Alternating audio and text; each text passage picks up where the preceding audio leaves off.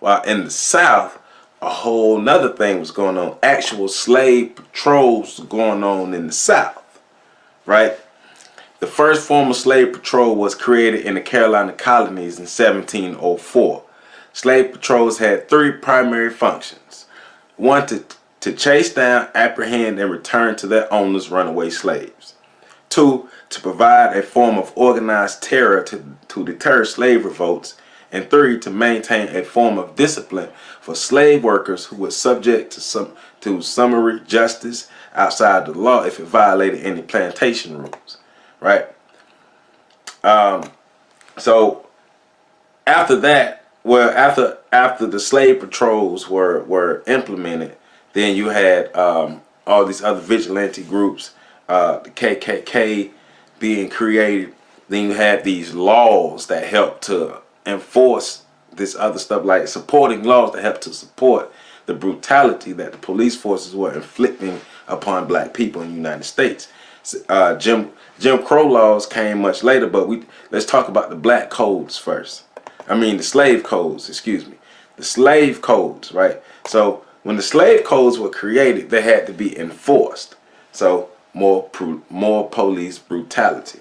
So the South Carolina Act of 1740 said, whereas the having slaves taught to write or suffering them to be employed in writing may be attended with great inconveniences, be it enacted that all and every person and persons whatsoever who shall either teach or cause any slave or slaves to be taught to write, or shall use or employ any slave as a scribe in any manner of writing whatsoever hereafter taught to write, every such person or person shall for every such offense forfeit the sum of 100 pounds current money.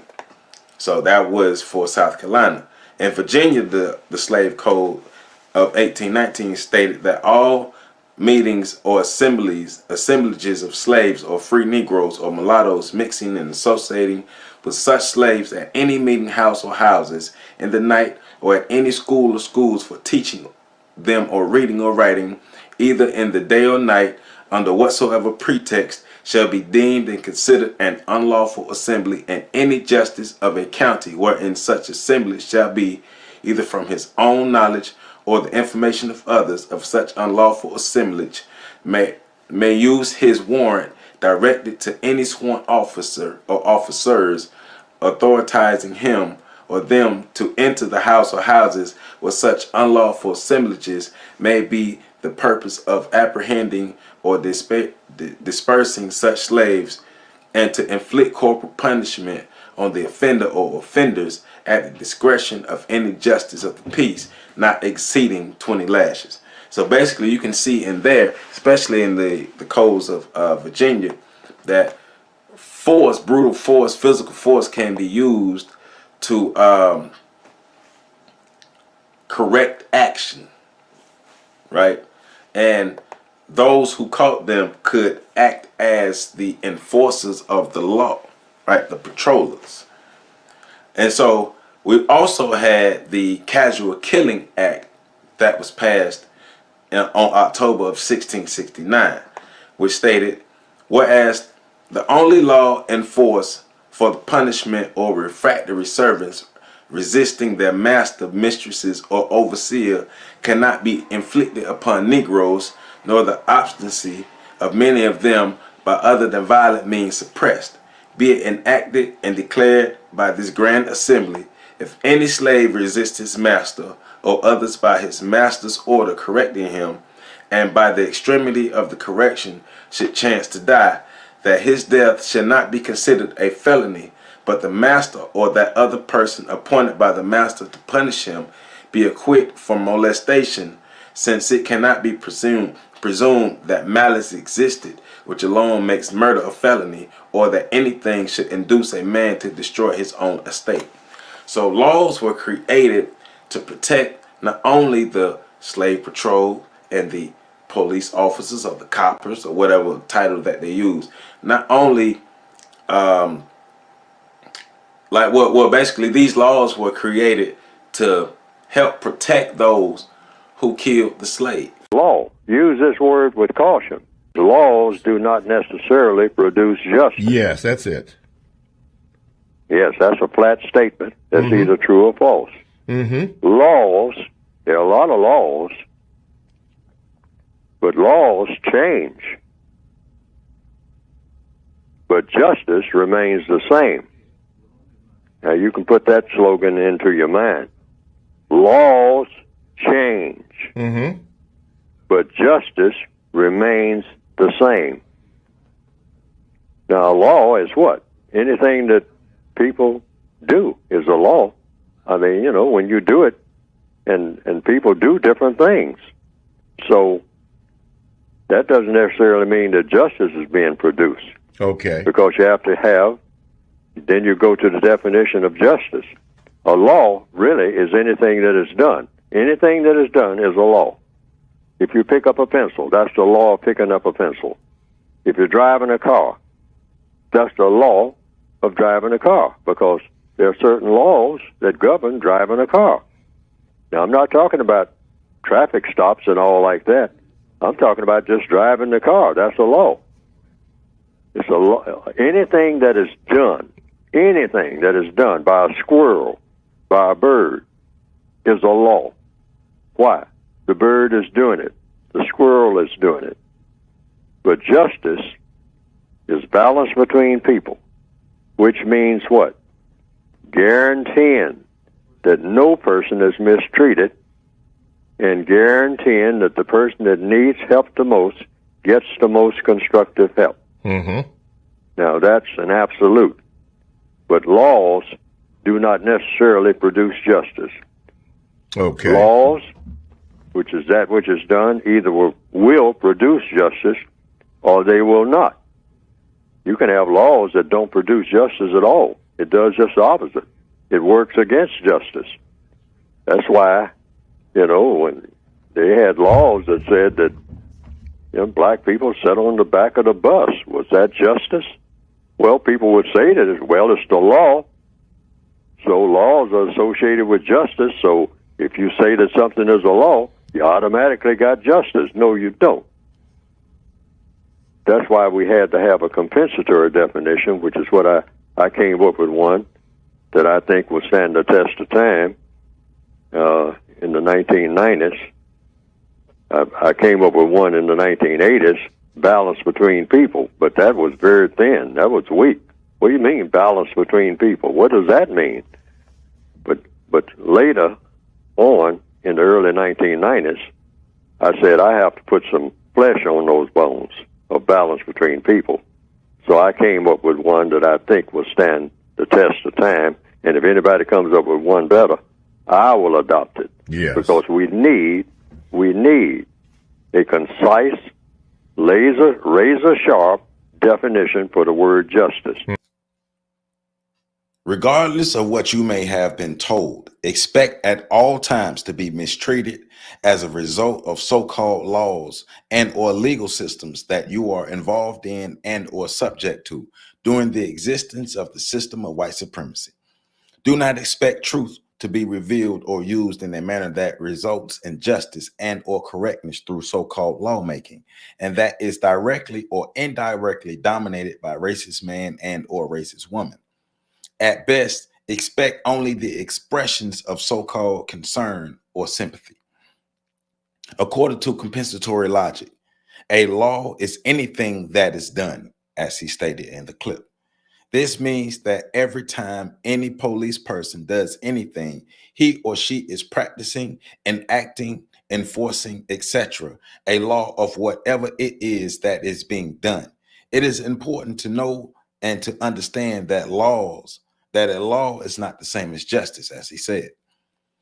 In a known universe dominated by the non-just or incorrect acts of people, it is best and correct not to use the word police to apply to any person now in existence. It is best and correct to use the terms law enforcement officer, or law enforcer or law enforcement officer, law enforcement official, etc. The terms are best and correct because of what a law is.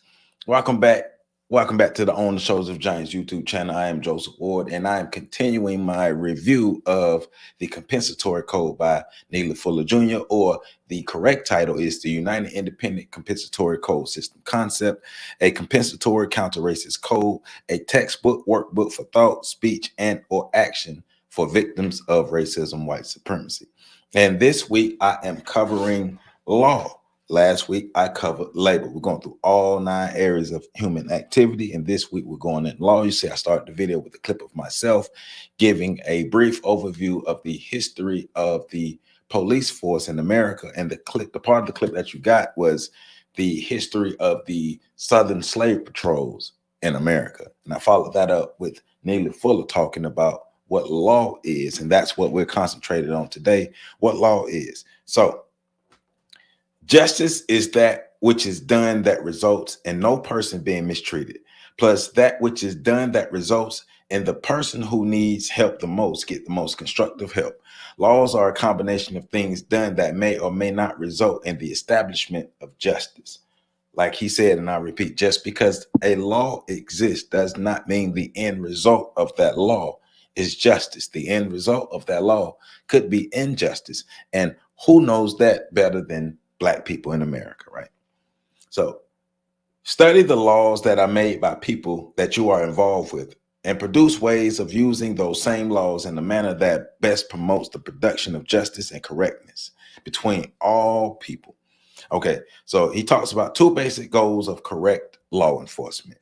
The first is to produce justice, and the second is to eliminate justice. The explanation: laws change, but justice remains the same. And that's what he was talking about, his definition of justice, or saying that justice needs to be produced. Laws change, which they change all the time, but justice remains the same.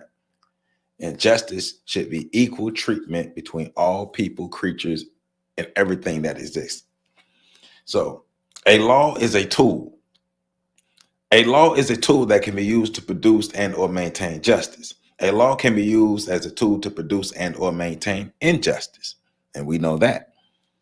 Any law that is enforced by people in a manner that does not promote the production of justice and or is enforced in such a manner that does not help to produce justice is a non-law, right? Because the end result of law for us should always be justice and correctness. But if law enforces incorrectness and law upholds the system of white supremacy, then that which is considered law needs to be changed, because it is still law, but it is the end goal is oppression and degradation, because these laws are enacted by the system of white supremacy. And we know why they gave their laws: to help them maintain dominance. Remember, everything that they're doing is to maintain the system of white supremacy. They want to maintain dominance. I know people don't like when I say that, but if we don't like that they're dominant, then we have to not let them dominate us. It's just that simple. Any law that is enforced by people in a manner that does not promote the production of justice and or is enforced in such a manner that does not help to produce justice is a non-law, which I read. Any person who enforces a non-law is acting as an outlaw and should not be allowed to enforce any law. Well, we got a bunch of outlaws running around, but we're going to get into the difference between a police officer and a law enforcement officer. So if a system produces injustice, then the rules that maintain the system are incorrect, even though these same rules, if used to maintain a justice system, would be correct rules. White supremacy is an incorrect system that produces injustice. Any person who willfully helps to establish, maintain, expand, or refine a condition of white supremacy, or who does not at all times strive to speak and or act against the condition, is a criminal and or an agent of criminals. All comforts that come to any white person as a direct or indirect result of the practice of white supremacy are all comforts unjustly received, right? So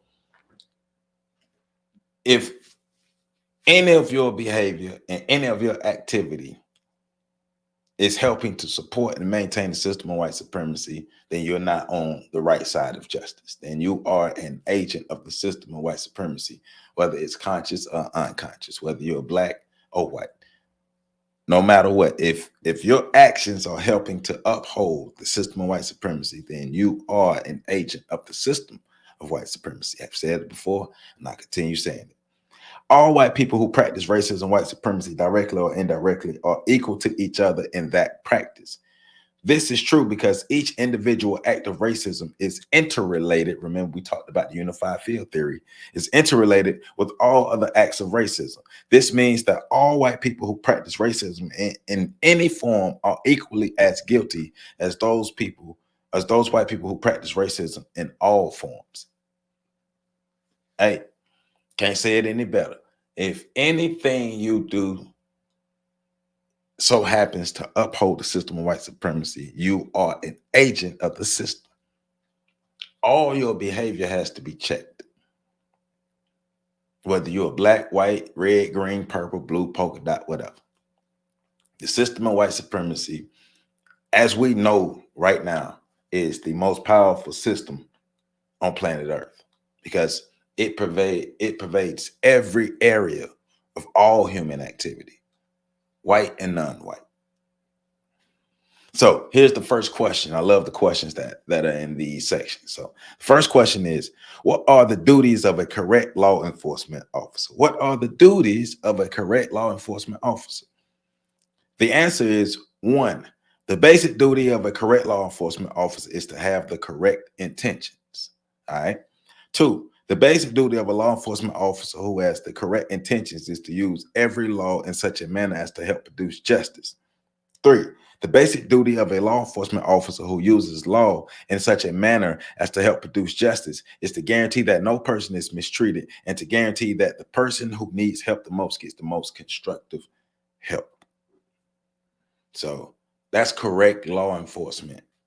Producing justice, upholding justice, making sure people have what they need, have a balanced society, have a society where harmony exists. People are not trying to dominate each other. That's why the overall goal has to be to end the system of white supremacy. So he goes on to say, avoid using the term police. Here we go. And this goes back to my first clip. Some of the things that I was saying in my first clip, had no idea. Some of the things that I was saying was in line with what Neely Fuller is thinking as far as this compensatory concept. Avoid using the term police to describe any person now in existence. Use the term enforcement officials to describe any person who uses force to enact the will of those who have dominant power. Never refer to a police officer as being a racist. So the explanation is, it is not possible for any person to be a police person, police officer, or policeman, or policewoman, and at the same time be a racist. So the explanation is, police are people who seek to find truth and who use the truth in such a manner as to produce justice and correctness at all times and in all areas of activity. Racists, however, are people who practice white supremacy. White supremacy is the promotion of falsehood, non-justice, and or incorrectness based on factors associated with the color and non-color of people. So there's a great difference between law enforcement officers and police officers. Police officers help uphold the system of white supremacy. Law enforcement officers help uphold and produce justice. That's what Neely Fuller is getting at. The difference between a police officer and a law enforcement officer. Police officer produces injustice. Law enforcement officer produces justice. So, oh, excuse me, I said that backwards. So the police officer produces justice, and the law enforcement officer upholds the system of white supremacy. I said it backwards the first time. The police officer produces justice, and the law enforcement officer is the one that is upholding the system of white supremacy. So, and law is anything that is done. A police person does not do anything in a manner that helps to produce and maintain non-justice. Police officers produce justice. Law enforcement officers help maintain the system of white supremacy. While in the presence of law enforcement persons and in your general instructions with them, do the following. So when we have our many encounters with law enforcement officers, which we will have, it's inevitable. We will have these encounters. When you have these encounters, Neely Fuller is suggesting do the following things to do. 1, Be as calm and as courteous as you possibly can. Don't make the situation worse. Don't be trying to be a real when it make the situation worse. Don't let our superpower, our greatest superpower, our mouth, get us in trouble. 2, answer all questions in a manner that is calm and constructive. At the end of the day, every aspect and every manner, every behavior has to be constructive. 3, if you are not absolutely certain of the answer to a question, then say that you are not sure. Say it's no problem saying I don't know. 4, do not use any profane language. And 5, do not do anything or say anything that may cause a greater problem. Understanding that we are behind enemy lines and the way that the laws and the system is used against us, be smart about your situations. Be smart about your situation. There's a way to handle any and everything. I don't mean you got to lie down, you got to be soft, but it means be smart. So police officers always suspect that a white person is a white supremacist if he or she approaches you with a weapon. All right. As long as white supremacy exists, expect to be maimed, eliminated, or falsely accused by any white person who confronts you by presenting himself or herself as some form of law enforcement official, police person, sheriff, constable, investigator, or soldier, etc. Right? If a person says that he or she is a police officer, but speaks or acts in a manner that indicates that he or she is not a police officer, but a white supremacist, consider him or her a suspected race soldier who pretends to be a police officer. All right. So getting back to the point he was talking about, when a white person approaches you with a weapon, we have enough information, enough historical information to understand that when a white person approaches us with a weapon, usually it's usually not going to be the best situation for the black person. So we have to be on guard. We have to be cautious, and we have to be ready for anything that can happen at all times when we're dealing with the system of white supremacy. We don't know these people like that. Just because Bob over there is cool with me don't mean you would be cool with me, especially approaching with the weapon. It's understanding the system of white supremacy. Don't be the person out here confused. Only the confused people out here really, really losing. That's why we losing. Most of us are confused because we don't understand the system. But also, we never took the time to learn the system. And until we take the time to learn the system, we're not going to understand the system. So I'll read this. If you are confronted by a suspected race soldier pretending to be a police officer, immediately go into danger mode. Regard yourself as being captured and a completely helpless prisoner of war. Now, understanding, and like he understands, because he says at the beginning of every chapter, you don't have to agree with everything that he says. He understands you shouldn't agree with everything. So I'm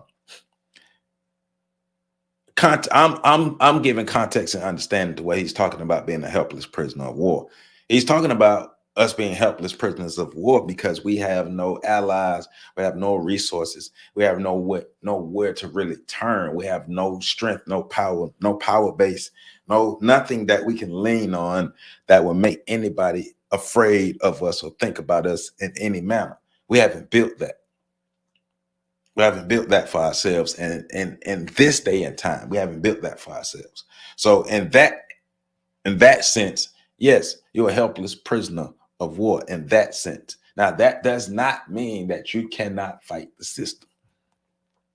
That's not what he's getting at. He's not saying you can't fight the system, but what he is saying is because we lack the means to properly defend ourselves as a people, we lack the means to properly defend ourselves. Yes, we are helpless prisoners of war. But once again, we have the means to fight back, or we have some means of fighting back. I would say that we have some means of fighting back. It's on us to improve those means. So know and understand that as such, he or she is capable of doing great harm to you, and that he or she has the greater advantage. Any move that you make may be your last. Speak and act as if you know this. Don't pretend that you have power in this situation that logic tells you that you do not have. Do not mistakenly believe that you can exercise your rights or show your so-called power by not cooperating. Once again, don't go to our superpower and let our mouth get us executed. That's what he's saying. Be smart enough to live to fight another day, to fight smarter another day. Don't let your mouth get you in trouble. Don't let your cockiness or your sense of superiority or your sense of belongingness to the system get you eliminated. Don't get your Negro wake up call, because you will get your Negro wake up call out here acting like these white folk really have to respect you. They don't. They don't have to respect any of us, because lately we haven't given them anything to respect. Now, at one point, we had some respectable things that they had to fear and respect, but not no more. So let's give them something to fear and something to respect. Let's do that. That's the whole purpose of the compensatory code, to give them something to fear and respect. What is the statute of limitations on justice? What is the statute of limitations on justice? There's no statute of limitations on justice. No matter when and where justice exists, it should be immediately replaced. Wherever, no matter when or where non-justice exists, it should be immediately replaced with justice. So let me read that over. There is no statute of limitations on justice. No matter when or where non-justice exists, it should be immediately replaced with justice. So we don't care how long non-justice has existed. It can always and always needs to be overthrown and replaced with a system of justice, a fair system, a correct system. During the existence of the system of white supremacy, racism, justice does not and cannot exist. Two things can't occupy the same place at the same time. You can't oppress people and say that justice exists. That don't make sense. That 1 + 1 = 15. All right. So greater confinement. So now we're getting into talking about greater confinement, being institutionalized, being incarcerated, and why we shouldn't be incarcerated, and what we and things that we should and shouldn't, things that we should do to keep ourselves from being incarcerated. And stay out of the system. Avoid doing anything that you have reason to believe may result in you being put into greater confinement, at prison, jail, youth place, all of that, right? In a socio-material system dominated by racist white supremacy, all non-white people are confined, retarded, and restricted in thought, speech, and action at all times, in all places, in all areas of activity. Too many victims of racism spend too much time and energy in greater confinement. Too many jails, prisons, concentration camps, etc. are established for the basic purpose of warehousing non-white people, including many of the unborn. The white supremacists know that a world system based on racism requires that substantial numbers of non-white people be greatly restricted in their movements from place to place. They have also, in our society, remember, they said that slavery is legal for incarceration. So they're getting this free labor out of us. We are still a labor class in that sense.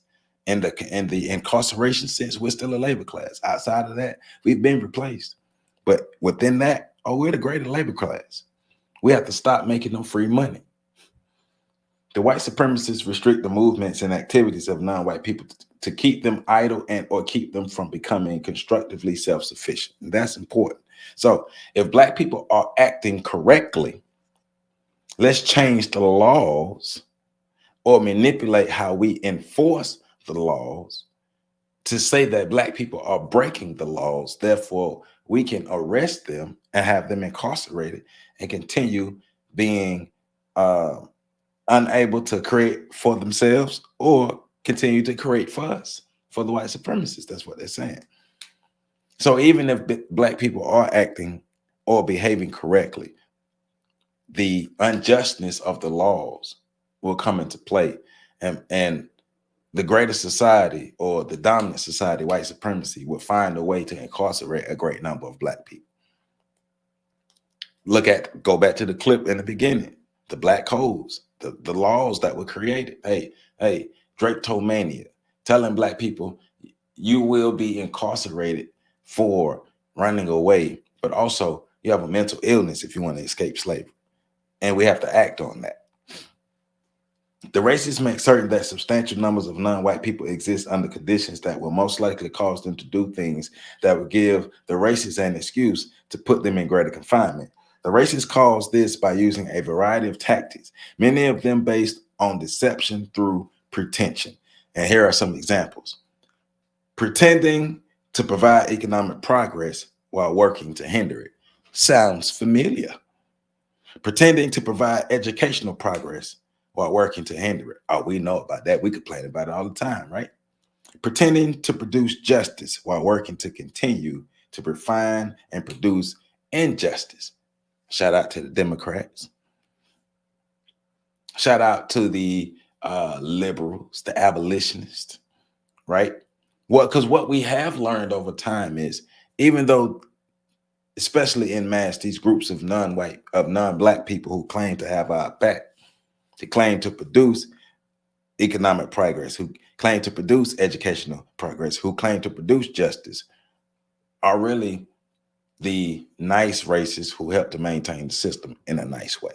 They're not on our side. They don't have our back. The ultimate goal is to have the system continue, have white dominance continue. Remember that.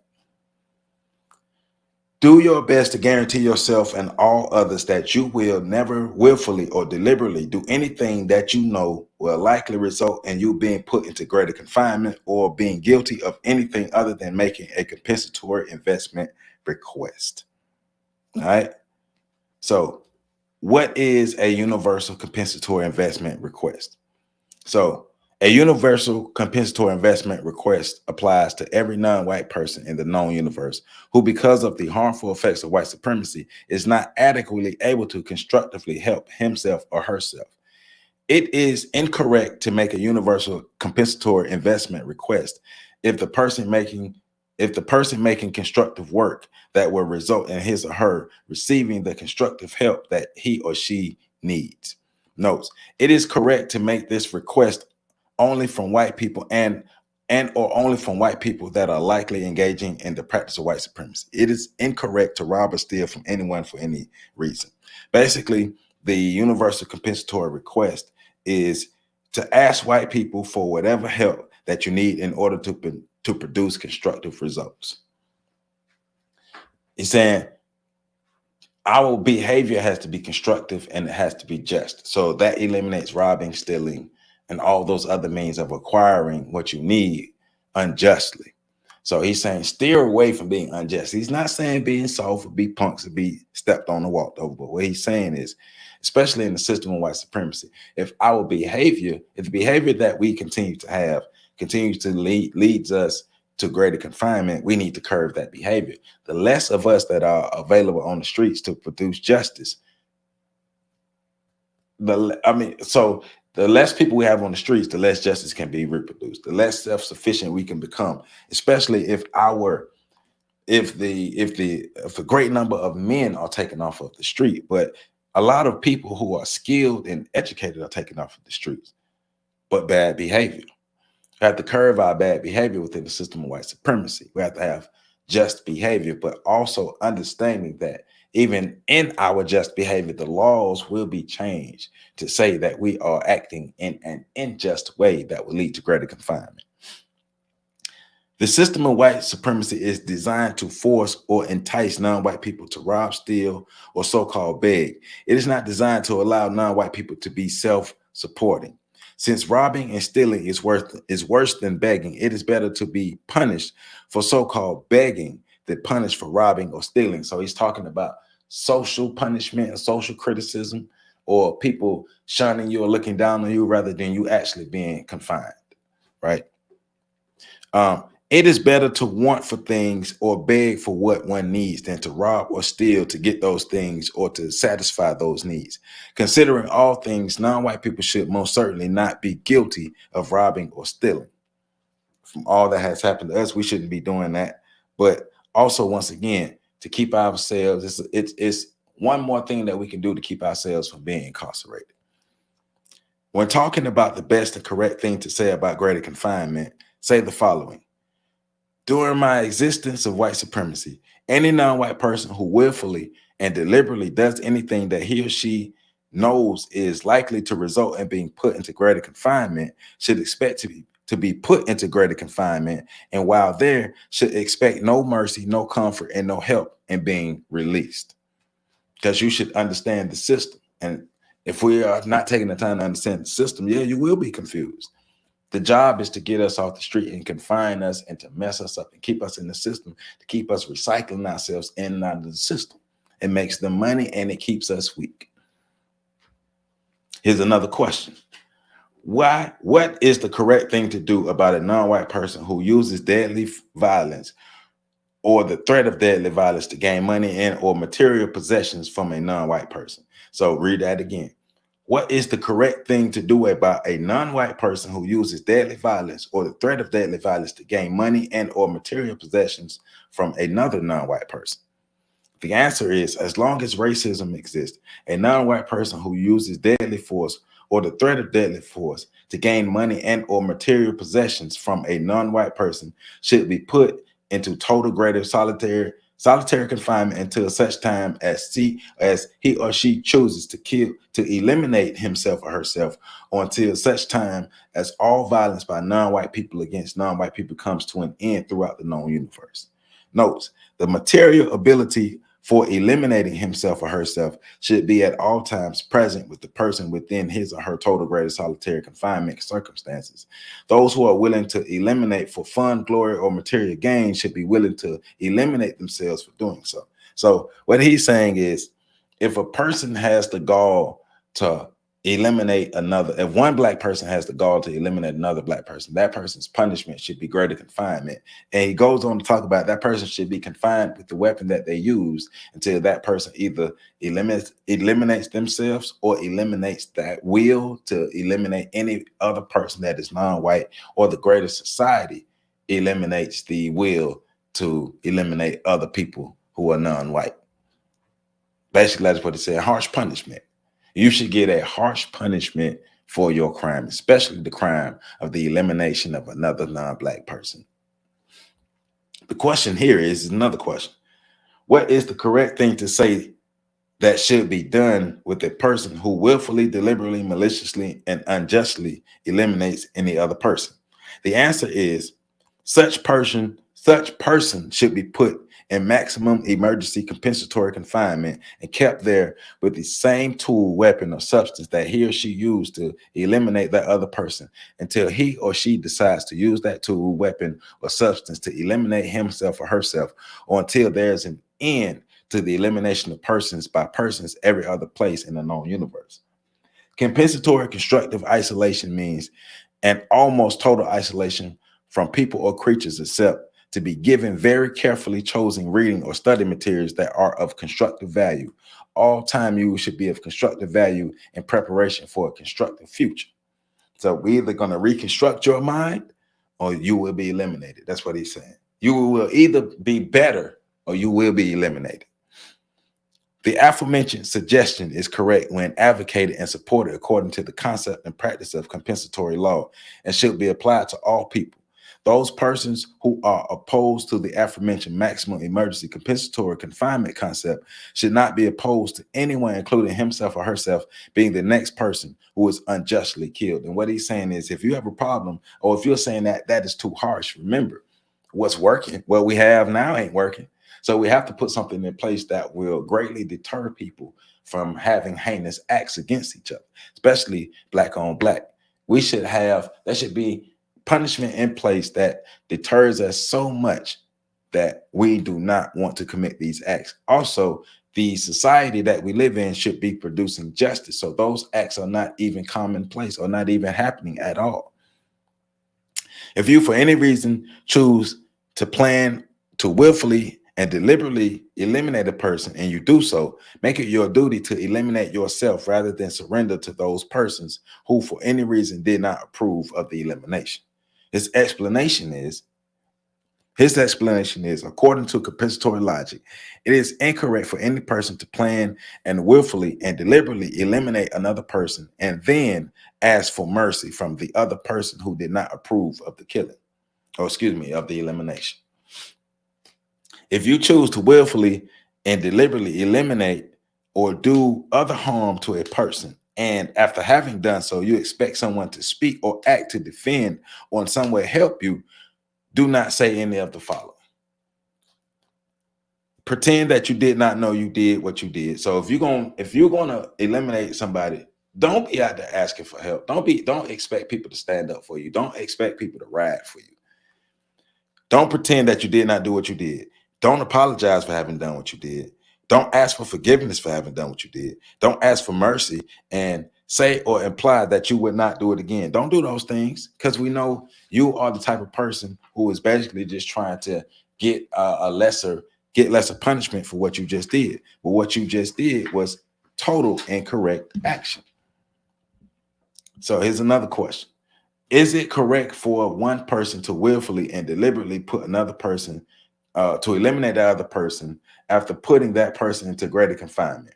The answer is no. Once a person has been put into greater confinement for having willfully, deliberately, and unjustly eliminated another person, he or she should be given the choice of continuing to exist in a situation of greater confinement or eliminating himself or herself while in greater confinement. His explanation is people who willfully, deliberately, and unjustly eliminate other people should be given and should be willing to give themselves a maximum opportunity to eliminate themselves. They should be willing to do so in support of compensatory logic and compensatory sayings and the law of compensation itself, a life for a life, right? Here's another question.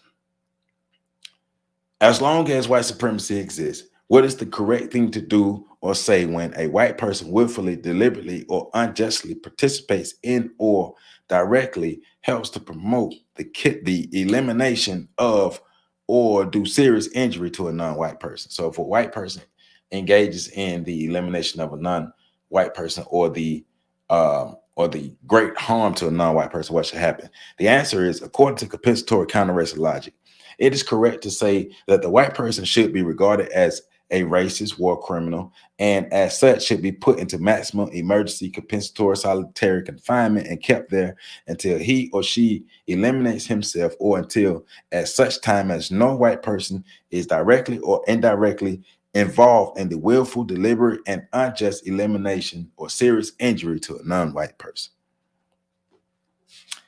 He goes on to say, do not seek or expect pity, sympathy, mercy, help, protection, and support from any kind from any person who eliminates another person and who does not make an immediate effort to voluntarily tell everyone that is known about the killing. So if you're gonna do it, stand on it, what he's saying. If you are going to deliberately go through the act of eliminating somebody, stand on it. Don't try to get away. Don't try to blame it on somebody else. Don't try to manipulate the situation. Stand on it. You did it. Stand on it. Accept it and accept your punishment, because you shouldn't have done the action, especially a deliberate act of elimination. Stand on it, and whatever your punishment is, that's what your punishment is. That's what he's getting at. Don't be scary now.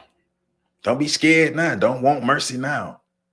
He's saying if you're going to do it and accept your punishment like a G. If you're going to be a G when you're going to do it, be a G when you get punished. Here's a question. What is the correct way to regard any act of self-elimination by a non-white person? According to compensatory counter-racist logic, any non-white person who commits so-called self-elimination while he or she is subject to the system of white supremacy racism is a victim of a racist war crime, and every white person who participates in the practice of white supremacy is a racist war criminal guilty of the crime of elimination. So he's saying if a black person eliminates themselves under the system of white supremacy, it's not the black person's fault. It's the white people who support the system and practice the system of white supremacy. They have the blood on their hands. That's what he's getting at. So, yeah. I like it. I don't have a problem with that. But if we go about as great as best as possible as creating better societies and better environments, better communities and neighborhoods for ourselves, especially under compensatory logic and compensatory code, we will have a decrease in all of that unjust and bad behavior that we have, or behavior that would lead to self-deletion. So here's a question. What is the basic compensatory counter-racist response to questioning when there is reason to believe that the answer is likely to directly or indirectly result in substantial aided support to the system of white supremacy racism? His answer is, say, according to compensatory counter-racist logic, I, as a victim of racism, am required to not make any remarks that are likely to directly or indirectly result in substantial aided support to the system of white supremacy. Here's another question.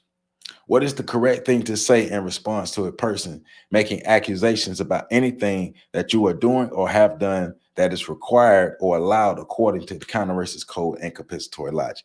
His answer is, say one or more of the following. I acted according to counter-racist code. I acted according to compensatory law. I acted according to the victim's guaranteed qualification. I acted according to compensatory counter-racist logic. Why are you behaving in this way? Why did you do this? Why did you take this specific route? Why are you thinking this way? Well, I'm acting under compensatory logic. And compensatory logic leads me to produce the system of justice, to end and eliminate racism and produce only justice and correctness. During the existence of white supremacy racism, do not speak or act as if you expect non-white people to stop fighting and eliminating each other. Therefore, do all that you can to avoid all contact with non-white people that is not carefully planned and of constructive value. Do all that you can to minimize conflict by minimizing all unnecessary contact. His explanation. During the existence of white supremacy racism, the white supremacists, racist man, racist woman, systematically train non-white people to have total contempt for the weakness in themselves, both individually and collectively. At the same time, the white supremacists systematically train non-white people to be in total awe of the strengths of the white supremacists. This results in non-white people fighting, eliminating, and insulting each other in the shame and frustration of not meeting the white standard, of not getting what the whites get, not meeting the white standard. When asked if you have ever participated in any criminal activity directly or indirectly associated with race, racism, or counter-racism, say, yes, by being forced to submit to and cooperate with the system of white supremacy racism, all of my activities have been criminal. All right? Because that's what the system of white supremacy produces: crime, injustice, debauchery, degradation. That's what it produced. America was built on elimination and crime, so that's what we have. So he says, when talking about being judged by a jury of your peers, say, I am not aware of the existence of any of my peers other than probably myself. The explanation is, during the existence of white supremacy, and according to compensatory counter-racist logic, there's reason to believe that no person in the known universe is correctly qualified to judge who is or who is not a peer of any non-white person, a victim of white supremacy, in regards to the exact time, exact place, exact circumstances, and exact state of being. All right?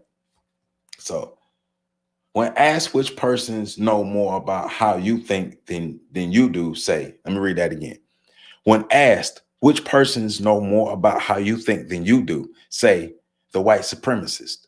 He's saying, if somebody asks you who knows more about you, white supremacy people know more about me than I do because they've studied me. They studied me before I got here. His explanation is, during the existence of white supremacy and according to compensatory counter-racist logic, everything that a victim of white supremacy thinks, says, or does is a direct or indirect reaction to whatever it is that the white supremacists are thinking, saying, and doing. Because the system of white supremacy causes us to exist in such a manner that we have to react to its presence. We have to react to its dominance. We have to react to its injustice. Do your best to use all so-called constitutional laws, religious laws, legal customs, etc., only in a manner that best helps to result in the replacement of the system of white supremacy with the system of justice. White supremacy is not a victimless crime. White supremacy has plenty of victims, especially non-white people. Whether you want to spend it, whether they want to spend the narrative one way or not, white supremacy is not a victimless crime. All victims of white supremacy are the non-white people of the earth. Blame racist man and racist woman for all the things that your offspring does that is incorrect and non-constructive, and offer that blame before the white supremacists blame you or others. Also blame them for not giving you the necessary help to guarantee that you and your offspring are and will be people who have all the qualifications for producing justice, correctness, and peace in all areas of activity. His explanation is, during the existence of white supremacy and according to compensatory counter-racist logic, it is racist man and racist woman who dominate and enforce their will against the non-white people of the known universe, not only in some, but in all areas of activity. As long as white supremacy exists, it is logical and correct for the white supremacists to be blamed mostly for whatever any non-white person does that should not be done. Whenever it is constructive to do so, use the names and or titles given to you by the white supremacists as evidence of what they have claimed as their so-called ownership or their criminal victimization of you. Do this so you can always have some direct evidence to best help support claims that you are entitled to compensation for having been the subject to the system of white supremacy. The laws have been created to help keep us depressed, oppressed, and suppressed and repressed. The laws have been created to help to maintain the system of white supremacy. The laws have been created. White supremacy, the racist man and racist woman did and are doing all they can to maintain the system. The system will not look like it did 10 years ago. It won't look like it did 20, 50, 100 years ago. But it will continue. As long as injustice exists, we know the system of white supremacy exists. As long as unjust laws exist, we know the system of white supremacy exists. And as long as non-white people, especially black people on this planet, are oppressed, the system of white supremacy exists. And we have to study the laws to better use the laws to produce the system of justice. And any law that we can't use, we got to throw out. But remember, this is not saying that we can't win. This is giving us better tools to help us win. Because what we've been doing in the past ain't been working. So we need to use better tools. But hey, we need to use the information that was given to us. So that's what we're doing. The United Independent Compensatory Counter-Racist Code System Concept. That was Area 6, which is law. So that is those pages 149 to 166. So next week, we're covering the area 6 of politics. Well, we're going to start on area 6 of politics because politics is a huge section. So we're going to start on politics, probably read the first 20 pages of politics. So that'll be from 167 to 187 on politics that we'll most likely read. So at least get that, at least get from 167 to 187 in politics. And, you know, we're going to keep understanding the compensatory counter-racist logic so we can apply it to our lives to better produce the system of justice and end the system of white supremacy. That's what we are here to do. Joseph Ward, happy Monday. Love you all. Make sure you catch the next video.